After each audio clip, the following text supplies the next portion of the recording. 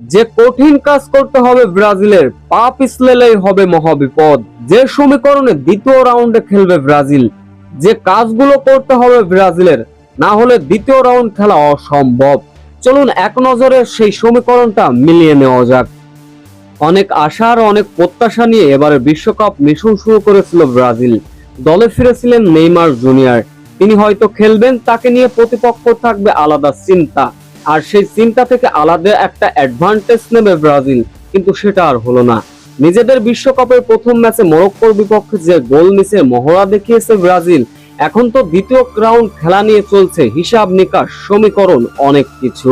মরক্কোর বিপক্ষে ডিফেন্ডার থেকে মিডফিল্ডাররা যে ভুলগুলো করেছেন, সত্যিই একবার মন থেকে বিবেচনা করুন। বড় দলের বিপক্ষে কি সেই সুযোগগুলো কাজে লাগাতে পারবে ব্রাজিল? কেমন খেলবে এখন তো সেই প্রশ্ন হয়ে উঠেছে। তবে শেষ পর্যন্ত মরক্কোর কাছে একে একে ড্র করতে পারলেও এখন দ্বিতীয় রাউন্ড খেলা নিয়ে কিছুটা বিপদের মুখে রয়েছে ব্রাজিল। চলুন এক নজরে সমীকরণ মিলিয়ে নেওয়া যাক। এবারের বিশ্বকাপে 48টি দল 12টি গ্রুপ ভাগ করা হয়েছে, যেখানে ধরা যাচ্ছে প্রতিটা গ্রুপ থেকে 3টি করে দল যাবে। কিন্তু এরই মাঝে রয়েছে আরো হিসাব নিকাশ। প্রতি গ্রুপ থেকে যদি প্রতিটা গ্রুপ থেকে যদি 3টে করে দল ধরা যায়, তবে শেষ পর্যন্ত 36 দল থাকবে। তবে রাউন্ড অফ 32 কেনই বা আয়োজন করছে ফিফা? এরই পিছনে রয়েছে আরো এক মূল উদ্দেশ্য। এরই মাঝে যদি কোনো দল বড় গোলের ব্যবধানে হারে, সেটার হিসাব নিকাশ হবে, লাল কার্ডের হিসাব নিকাশও থাকবে। তাই রাউন্ড অফ 32 তৈরি করা হয়েছে। এখন প্রশ্ন হচ্ছে, তাহলে ব্রাজিল কিভাবে দ্বিতীয় রাউন্ড খেলবে?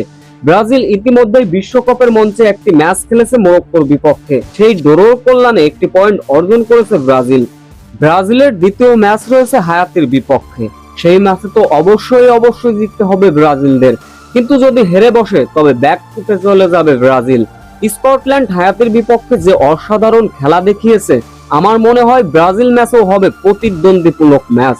তাই জেতার কোনো বিকল্পই নেই ব্রাজিলের। যদিও বা হেরে যায়, পয়েন্ট টেবিলে তিনি অবস্থান থাকতে হবে ব্রাজিলদের।